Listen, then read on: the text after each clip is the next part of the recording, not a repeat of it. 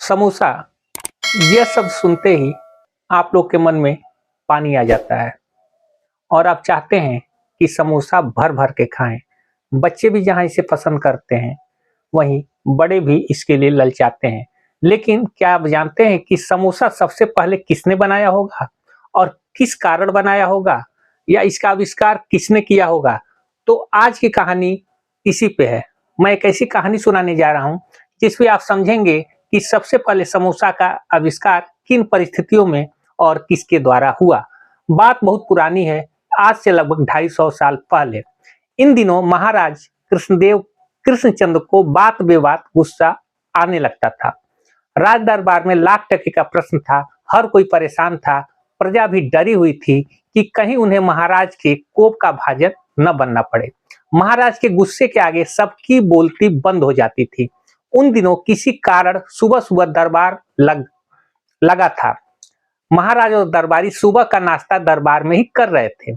एक सुबह महाराज ने राज हलवाई को बुलवाया और कहा कि उन्हें गर्मा गर्म फुलके लूदी यानी मैदे की पतली पूड़ी और आलू दम चाहिए। हलवाई ने बड़े ही यत्न से पूड़ी और आलू दम बनाकर दरबार में भेजा, लेकिन महाराज ने यह कहकर लौटा दिया कि पूड़ी ठंडी पड़ गई है। अब तो हलवाई इतना डरा कि काटो तो खून नहीं। दोबारा तिबारा उसने बनाकर भेजा, लेकिन फिर वही शिकायत। महाराज ने कहा कि यह कैसी तुम भेज रहे हो? जो महाराज के पास जाता वो पूरी ठंडी होती और एकदम लुगदी की तरह हो जाती। अब महाराज को पसंद नहीं आती। अब हलवाई ने महाराज को प्रसन्न करने की योजना निकाली। उसे याद आया कि महाराज को तो मिठाई बहुत पसंद है, क्यों ना उन्हें मिठाई बनाकर भेजी जाए, क्योंकि मिठाई तो गर्म खाने का नियम है ही नहीं। उसने दरबार में अनुमति पाने के लिए संदेश भेजा, लेकिन महाराज को पसंद होने पर भी वे मिठाई नहीं खा सकते थे, क्योंकि आप भी जानते हैं दोस्तों कि मधुमेह की बीमारी जिसको होती है वह मिठाई नहीं खा पाता है। और यह बीमारी उस समय भी आज से 250 साल पहले ही महाराज को दी और उन्हें राजवैद्य ने मीठा खाने से मना कर दिया था। तब महाराज गुस्से में आ गए और बोले, क्या मजाक बना रखा है हलवाई ने? वह राजज्ञा का उल्लंघन कर रहा है, वह अपना नियम हम पर लादना चाहता है। महाराज ने उसे तुरंत फांसी पर चढ़ाने का आदेश दे दिया। अब तो राज हलवाई के जान के ही लाले पड़ गए थे। महाराज का गुस्सा तो आप लोग जानते ही थे। पहले राजा महाराजा जो होते थे, अगर गुस्से में आ जाते थे तो किसी और के जान पर बन आती थी। तब राज हलवाई ने राजा से विनती की कि उसे क्षमा कर दिया जाए। बहुत गिड़गिड़ाने पर राजा ने उसकी मृत्यु की सजा को बदलकर देश से निकल जाने की सजा में तब्दील कर दिया। उसे 3 रात का समय दिया गया। 3 रात के अंदर ही परिवार सहित उसे राज्य छोड़कर जाना होगा। फिर ऐसा हुआ कि हलवाई की पत्नी ने राजा के पास प्रार्थना भेजी कि देश त्यागने से पहले उसे महाराज से मिलने का एक अवसर दिया जाए। 2 रातें बीत गई। तीसरे दिन हलवाई की पत्नी ने जाकर महाराज के चरण छुए। महाराज के सामने जब वो पहुंची तो महाराज गुस्से में आ गए और उन्होंने पूछा, किस कारण से तुम मुझे मिलने आई हो? तब हलवाई की पत्नी ने कहा, महाराज आज्ञा हो तो एक बात मैं कहूं। हलवाई की पत्नी हलवाई ने गिड़गिड़ाते हुए विनती की। राजा ने आज्ञा दे दी। तब हलवाई ने कहा, महाराज मैं इस प्रकार पूड़ी और आलू दम बना सकती हूँ कि आधा घंटा खाने पर भी वह गर्म ही रहेगा। लेकिन साथ ही याद रखिएगा कि सावधानी आपको बरतनी पड़ेगी। उसे जरा संभल कर ही ताजा ताजा खाइएगा, क्योंकि अधिक गर्म होने के कारण अगर आपने उसे मुंह में डाला तो आपकी जीभ भी जल सकती है। हलवाई ने आत्मविश्वास में भरकर कहा। महाराज कृष्णचंद्र को कुछ आश्चर्य हुआ। उन्होंने दरबार के विशेष सदस्य गोपाल की ओर मुड़कर देखा। उनके एक विशेष सदस्य गोपाल, वो बहुत बुद्धिमान थे। जब भी कोई समस्या आती थी तो उनकी तरफ मुड़ के देखते थे। गोपाल ने कुछ न कहकर केवल सिर हिला दिया। इसका अर्थ यह था कि हलवाई को एक अवसर देकर देखना चाहिए कि कौन सा गुल खिलाती है। महाराज ने आज्ञा दे दी। शर्त यह लगा कि जैसे ही दरबार से सूचना जाए वैसे ही तुरंत उनके लिए नाश्ता बनाकर भेजा जाए। जो आज्ञा महाराज, आशा है मैं आपको अवश्य संतुष्ट कर पाऊंगी, हलवाई ने आत्मविश्वास से कहा। और वह सीधे रसोई की ओर चली गई। गोपाल ने केवल मुस्कुराकर मंत्री की ओर देखा। सबसे पहले मैं चेक कर देखूंगा कि वह खाद्य सामग्री महाराज के खाने योग्य है भी या नहीं, मंत्री ने गोपाल की चुप्पी को आड़े लाते हाथों लेते हुए कहा। इस पर भी गोपाल चुप ही रहे। गोपाल की चुप्पी को मंत्री ने अपनी हेठी समझने लगा। वह मिर्च मसाले सा जलकर दांत किटकिटाता रहा और गोपाल मुस्कुराते रहे। हलवाई ने राजा को रसोइयों को बुला भेजा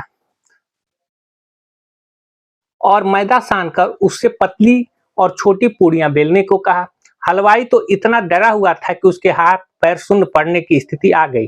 अब हलवाई ने आलू दम कुछ सूखा हुआ सा बनाया, फिर उन्हीं बेली गई कच्ची पूड़ियों में आलू दम के पूर भर के बड़े बड़े पान के बीड़े जैसे बेड़ियां बनाने लगी। वे बढ़िया समबाहु त्रिभुज सी तिकोनी मोटी दिख रही थी। हलवाई ने ऐसा बनाया कि पहले एक गोल पूड़ी बनाई और फिर उसको तीन तरफ से मोड़ के और बीच में आलू दम सा बना के भर दिया। वो जैसे लगता था कि तीन बराबर भुजाओं वाला वो कोई एक खाद्य पदार्थ है। रसोइया भी कम डरा हुआ न था। यह देखकर वह कांपने लगा, यह सोचकर कि न जाने क्या हो। हलवाई को तो हलवाई का साहस देखकर चक्कर आने लगे थे। अब रसोइया और हलवाई जितना डरे, हलवाई उतना ही उनका मजाक बनाए। उसे पूरा विश्वास था कि वह अवश्य सफल होगी। राजा की आज्ञा आते हलवाई ने पहले समबाहु त्रिभुज की आकृति वाले पान के बीड़े नुमा आलू दम भरे हुए पूड़ियों को खोलते हुए घी में डाल दिया। छनन छन पूड़ी की बड़ी बड़ी तिकोनी बड़ियां अपना नाच दिखाने लगी। वे जितनी बड़ी बनी थी उससे भी बड़ी मोटी बन गई। यह देख हलवाई और रसोइया दोनों के चेहरे पर प्रसन्नता की रेखाएं खिंच गई।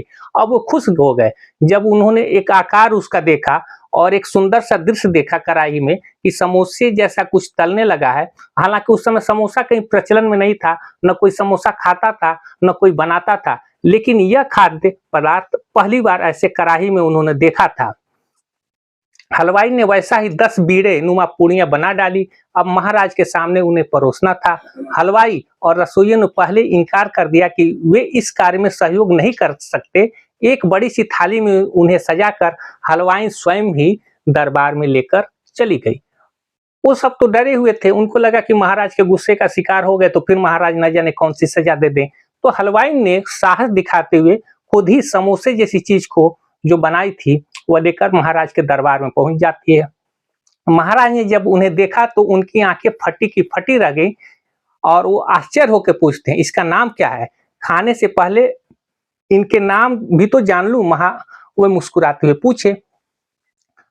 इनके नाम समभुजा है और धीरे धीरे मजे से चबा चबा कर पूरा स्वाद लेते हुए खाएं। कदाप एक बारी मुंह में न डालें, नहीं तो जीभ जल जाएगी, हलवाई ने पूरे आत्मविश्वास से भरकर कहा। नियमानुसार पहले मंत्री जी को चखना था। उन्होंने हलवाई की बातों को नहीं माना और पूरा का पूरा समभुजा एक बारगी मुंह में ठूस लिया। अब दोस्तों आप तो समझ ही रहे होंगे कि अगर पूरा समोसा कोई मुंह में ठूस लो, आज भी अगर ठूस लेता है गरम गरम, तो उसकी क्या हाल होगी। यही हाल मंत्री जी का हुआ। गरम इतना कि मुंह के सामने हाथ ले जाकर पंखा करने लगे। महाराज तो मंत्री की हालत देखकर ठठका कर हंस पड़े। फिर उन्होंने बड़ी सावधानी से एक समभुजा को तोड़कर उसका छोटा सा टुकड़ा मुंह में डाला। अब तो दृश्य यह था कि महाराज इधर उधर बिना देखे एक के बाद एक स्वाद लेने लगे। दोस्तों आप भी देखिए कि अगर आपको आज से 250 साल पहले आप कहीं के राजा होते और कहीं समोसा नहीं बन रहा होता और पहली बार आपको समोसा बनाकर कोई खिला देता तो आपको कैसा लगता। ठीक यही स्थिति उस समय महाराज की हुई। मंत्री ने किसी तरह पूरा बीड़ा निगल कर ठंडा पानी मंगवा लिया। ऐसे समय पर हलवाई ने उन्हें कुछ कहती कि गोपाल ने इशारे से मना कर दिया। उसने अब कुछ पूछने का साहस नहीं किया। दरबारियों की आंखें एक बार महाराज की ओर घूम जाती तो दूसरी बार साहसी हलवाई की ओर। महाराज ने खा कर कुछ भी न कहा। उन्होंने केवल यह किया कि अपने गले से मोतियों की 3 लड़ियां निकाली और हलवाई के गले में डाल दी। यानी इनाम के तौर पे अपने गले का हार उन्होंने हलवाई को पहना दिया। तब तक राज रसोइयों तक सूचना पहुंच गई कि महाराज बहुत प्रसन्न है। हलवाई और 50 समभुजा छान कर ले आई। समभुजा खाने का जो दौर चला तो गोपाल जीभ लपेट लपेट कर मुंह बना बना कर समभुजा खाने लगे। उधर मंत्री जी का लाल पीला चेहरा देखने लायक था। वे केवल सबको आंखें फाड़ फाड़ कर देखने लगे। इस पर मंत्री जी की खूब जगहंसाई हुई। उधर हलवाई की बड़ाई के पुल बांधे जाने लगे। महाराज ने उसे राज रसोइयों में मुख्य रसोइयों की नौकरी दे दी। साथ ही हलवाई को दिया गया दंड भी वापस ले लिया। और आगे देखिए दोस्तों, महाराज कोई 6 महीने तक लगातार इस समभुजा का आनंद लेते रहे। इन दिनों शाम होते ही महाराज के होठों पर हंसी खेलने लगती थी। अब महाराज जब प्रसन्न रहने लगे तो दरबार में शांति विराजने लगी और जनता ने भी चैन की सांस ली। और यह बात लगभग 250 साल पुरानी है। उन्हीं दिनों कलिंग प्रदेश, वर्तमान में उड़ीसा राज्य में गिरधारी बेहरा नामक एक हलवाई अपनी धर्म पत्नी धरित्री देवी के साथ बंगाल के कृष्णनगर राज्य के दरबार में आए थे। उन्हें महाराज ने राज हलवाई के रूप में अपनी सेवा में रख लिया था। गोपाल ने भी धरित्री देवी का लोहा मान लिया। उसने भी धरित्री देवी के सम्मान में बड़ाई के पुल बांध दिए। और याद रखिए दोस्तों, हलवाइन की वही समभुजा बाद में आगे चलकर समोसा या सिंघाड़ा के नाम से प्रसिद्ध हुई। तो अगर आपसे कोई पूछे कि समोसे का आविष्कार किसने किया, तो आप प्रेम से कह सकते हैं कि धरित्री देवी ने किया। लेकिन यह बड़े दुख की बात है कि धरित्री देवी को आज कोई नहीं जानता है। लेकिन अगर अब आप कह सकते हैं कि समोसे का आविष्कार धरित्री देवी ने आज से 250 साल पहले हमारे भारत देश में ही किया है। कहानी आपको अच्छी लगी हो तो चैनल को एक बार सब्सक्राइब और वीडियो को लाइक जरूर कर दीजिएगा। फिर कल मिलते हैं, तब तक के लिए नमस्कार, जय हिंद।